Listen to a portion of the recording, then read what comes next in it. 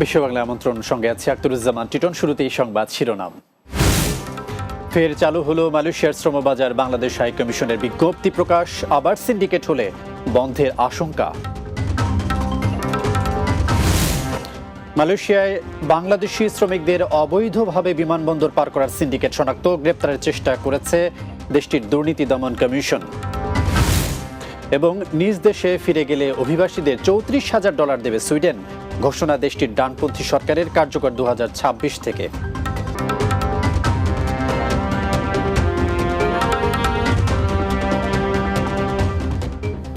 শিরোনাম শুনছিলেন, এবারে বিস্তারিত। সিন্ডিকেট বাদ দিয়ে ফের চালু হলো মালয়েশিয়ার শ্রমবাজার।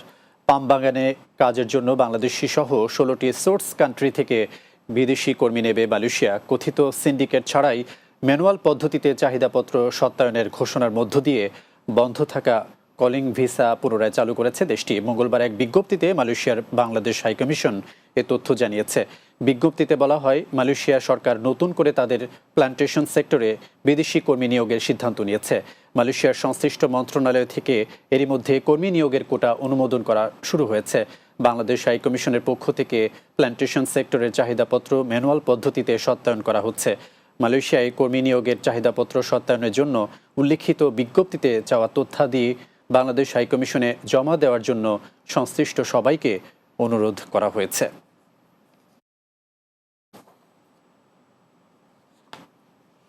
মালয়েশিয়ায় বাংলাদেশি শ্রমিকদের অবৈধভাবে বিমানবন্দর পার করার জন্য গড়ে ওঠা একটি সিন্ডিকেটের মূল হোতাকে শনাক্ত করেছে দেশটির দুর্নীতি দমন কমিশন MACC। দেশটির দুর্নীতি দমন কমিশন এক বিবৃতিতে জানিয়েছে, বাংলাদেশি কর্মীদের অবৈধ উপায় অবলম্বন করে কুয়ালালামপুর আন্তর্জাতিক বিমানবন্দর থেকে বের করার জন্য একটি সিন্ডিকেট গড়ে ওঠে। আর ওই সিন্ডিকেটের মূল হোতা একজন বাংলাদেশি। তাকে গ্রেপ্তারের চেষ্টা চলছে বলে জানিয়েছেন দুর্নীতি দমন কমিশনের প্রধান কমিশনার তানুশ্রী আজম বাকি। তবে এই বাংলাদেশির নাম প্রকাশ করেনি কমিশন। বিবৃতিতে বলা হয়েছে, বিমানবন্দরের কাউন্টার সেটিং ব্যবহার করে বিদেশিদের পার করার জন্য ওই সিন্ডিকেট বিভিন্ন কোড ব্যবহার করে।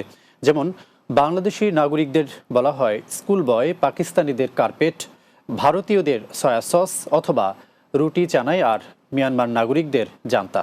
কমিশন বলছে, ওই সিন্ডিকেটের মাধ্যমে বাংলাদেশি কর্মীদের প্রবেশের জন্য মালয়েশিয়ার নিরাপত্তা বাহিনীর বিভিন্ন এজেন্টকে ঘুষ দিয়ে ইমিগ্রেশন কর্মকর্তাদের হাতে পৌঁছে দেওয়া হয়। ওই সিন্ডিকেটটি নিয়ন্ত্রণ করছেন একজন বাংলাদেশি।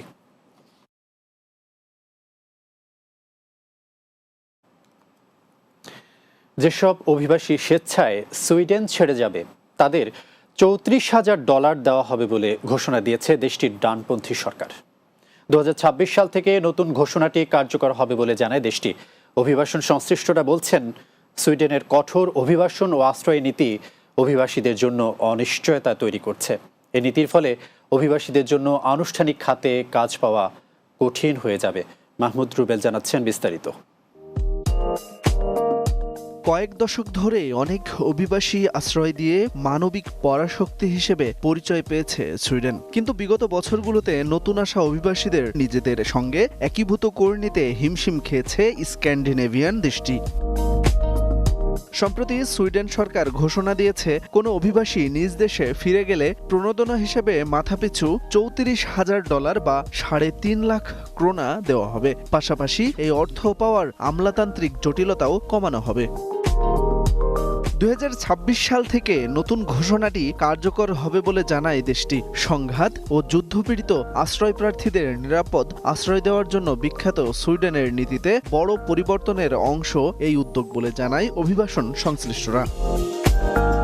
সুইডেনের জোট সরকারের সঙ্গী সুইডেন ডেমোক্রেট, এই দলের মূল এজেন্ডা অভিবাসন। 2023 সালে মাত্র 70 জন মানুষ দেশটিতে আশ্রয়ের জন্য আবেদন করেছে। আবেদন মঞ্জুর করা হয়েছে মাত্র একটি। মানবাধিকার সংস্থা সিভিল রাইটস ডিফেন্ডার্স এর আইন উপদেষ্টা মার্তিন নিমান বলেন, সুইডেনের কঠোর অভিবাসন ও আশ্রয় নীতি অভিবাসীদের জন্য অনিশ্চয়তা তৈরি করেছে। এই নীতির ফলে অভিবাসীদের জন্য আনুষ্ঠানিক খাতে কাজ পাওয়া কঠিন হয়ে যাবে।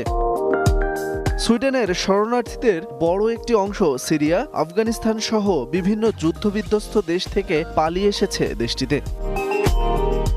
Mahmud Rubel, Bangla TV, news desk.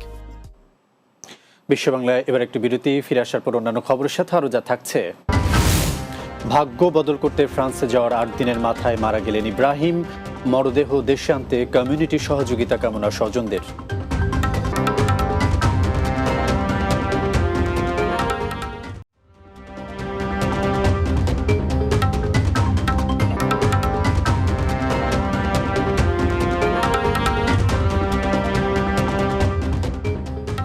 বিরতির পর আবারও স্বাগত বিশ্ব বাংলায়। কাতারের আল ওয়াকরা সিটির সুক ওয়াকিফ এলাকায় উদ্বোধন করা হয়েছে বাংলাদেশি মালিকানাধীন shopping centre big buy hypermarket. দেশীয় পণ্য বাজারজাতকরণের পাশাপাশি বাংলাদেশিদের কর্মসংস্থান সৃষ্টির লক্ষ্যে প্রতিষ্ঠানটি চালু করেছেন প্রবাসী উদ্যোক্তা ইঞ্জিনিয়ার আবদুল্লাহ আল মুরাদ। কাতার প্রতিনিধি আকবর হোসেন বাচ্চু জানান, বিগ বাই হাইপার মার্কেট উদ্বোধন করেন কাতারে নিযুক্ত বাংলাদেশের রাষ্ট্রদূত মোহাম্মদ নজরুল ইসলাম। এ সময় সাথে ছিলেন M A Murad Hossain, engineer Ashfaq Lincoln, doctor Amit Khandakar, doctor Misbaul Haque ও ডক্টর জাহিদ হাবিব। অনুষ্ঠানে আরও উপস্থিত ছিলেন দূতাবাসের defence attache brigadier general M Khairuddin, দূতাবাস সচিব আবদুল্লাহ আল রাজি ও মাহাদি হাসান, কমিউনিটি ব্যক্তিত্ব আলী বিন আলী। এছাড়াও ছিলেন ইফতেকার আহমেদ, সিআইপি আজিজ খান ও পিক কুইক গ্রুপের চেয়ারম্যান আলমগীর হোসেন আলী। দেশটির প্রবাসী ব্যবসায়ীদের উদ্যোগকে সফল করতে বাংলাদেশিদের কেনাকাটায় দেশীয় প্রতিষ্ঠানকে প্রাধান্য দেওয়ার আহ্বান জানান অনুষ্ঠানের অতিথিরা।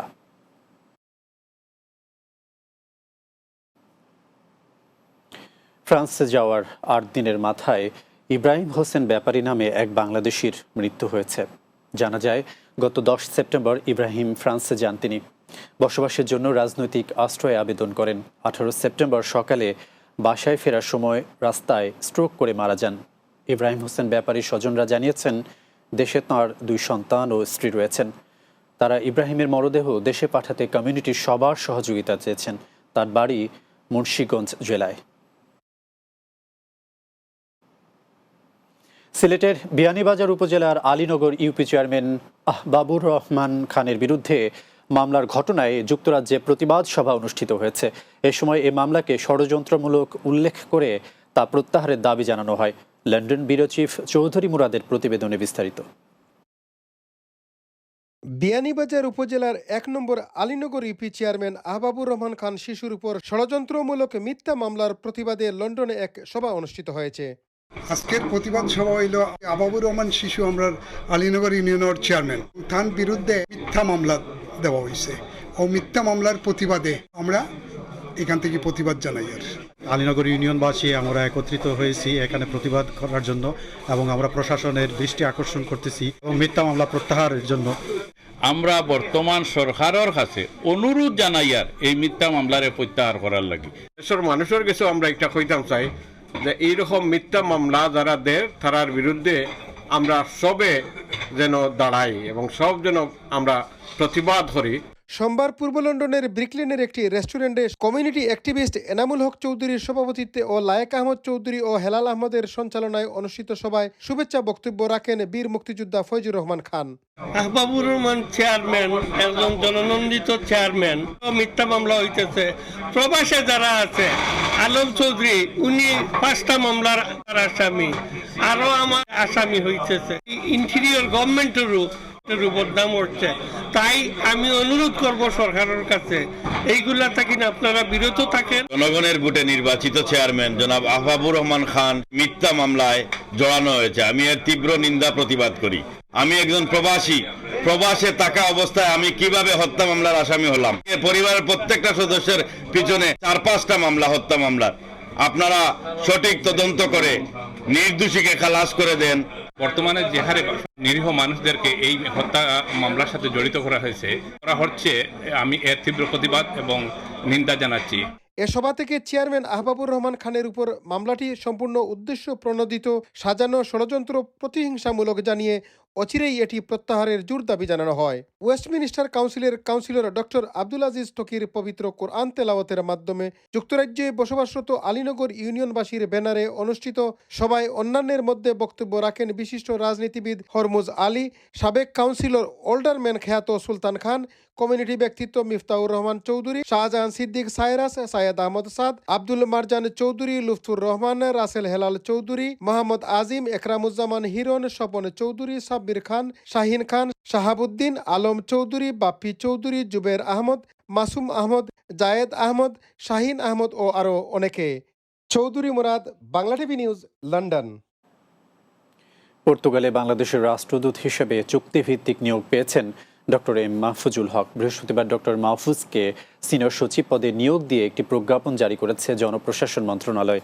এতে বলা হয়, সরকারি চাকরি আইন অনুযায়ী ডক্টর এম মাহফুজুল হককে অন্যান্য প্রতিষ্ঠান ও সংগঠনের সঙ্গে কর্মসম্পর্ক পরিত্যাগের শর্তে যোগদানের তারিখ থেকে পরবর্তী 3 বছর মেয়াদে নিয়োগ দেওয়া হলো। অপর একটি প্রজ্ঞাপনে বলা হয়, চুক্তিভিত্তিক নিয়োজিত সরকারের সিনিয়র সচিব মাহফুজুল হককে পর্তুগালে বাংলাদেশের রাষ্ট্রদূত পদে নিয়োগের জন্য তার চাকরি পররাষ্ট্র মন্ত্রণালয়ে ন্যস্ত করা হলো। গত বছর সেপ্টেম্বরে পর্তুগালের রাষ্ট্রদূত হিসেবে যোগ দেন রেজিনা আহমেদ। ডক্টর মাহফুজুল হক এর যোগদান চূড়ান্ত হলে তিনি রেজিনা আহমেদের স্থলাভিষিক্ত হবেন।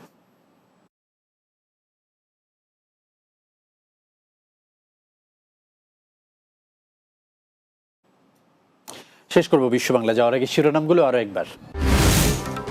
ফের চালু হলো মালয়েশিয়ার শ্রমবাজার, বাংলাদেশের হাই কমিশনের বিজ্ঞপ্তি প্রকাশ, আবার সিন্ডিকেট হলে বন্ধের আশঙ্কা।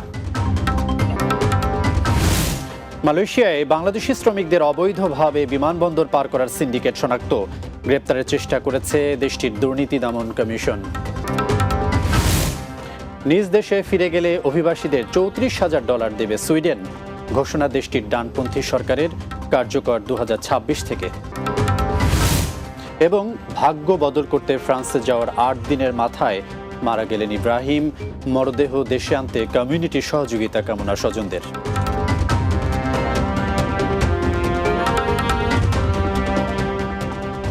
এই ছিল বিশ্ব বাংলার আয়োজন। এতক্ষণ সঙ্গে থাকার জন্য ধন্যবাদ সবাইকে।